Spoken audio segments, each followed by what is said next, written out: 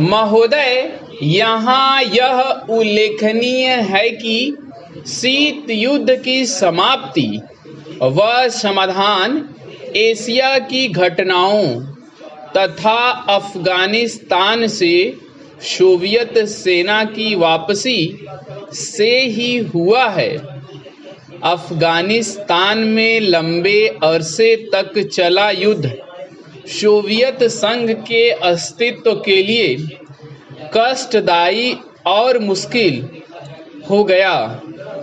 वह भयावह युद्ध से सोवियत सेनाओं की वापसी से अनेक घटनाओं ने जन्म लिया, जिनकी परिणति शीत युद्ध की समाप्ति से हुई तथा जिसमें जर्मनी का एकीकरण तथा सोवियत संघ का विघटन शामिल है।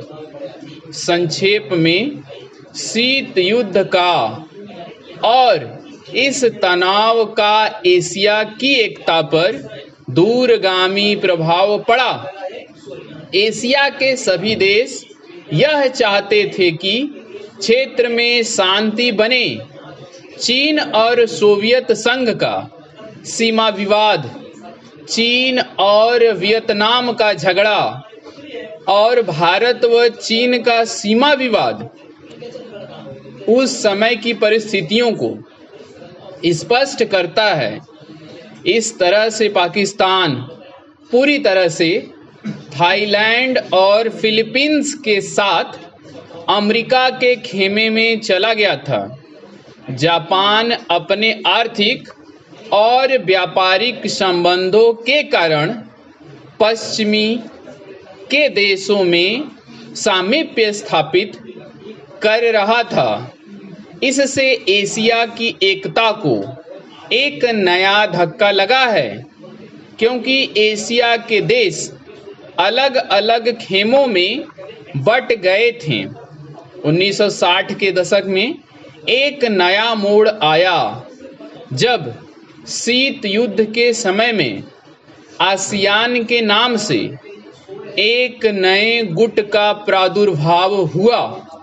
इससे दक्षिणी पूर्वी एशिया के देशों में नए आर्थिक और सुरक्षा संबंधी प्रयास किए गए। इन देशों में सांस्कृतिक एकरूपता की वजह से भी एक नए गुट ने जन्म लिया। लेकिन यह कहना कठिन होगा कि दक्षिण पूर्वी एशियाई देशों ने समूचे एशिया की पहचान या एकता बनाने में सहायता मिली है या उससे धक्का लगा है, क्योंकि इन देशों ने अपनी नीति बहुत स्पष्ट नहीं की और केवल अपने ही गुट के अंदर भूमिपुत्र नीति को जन्म दिया।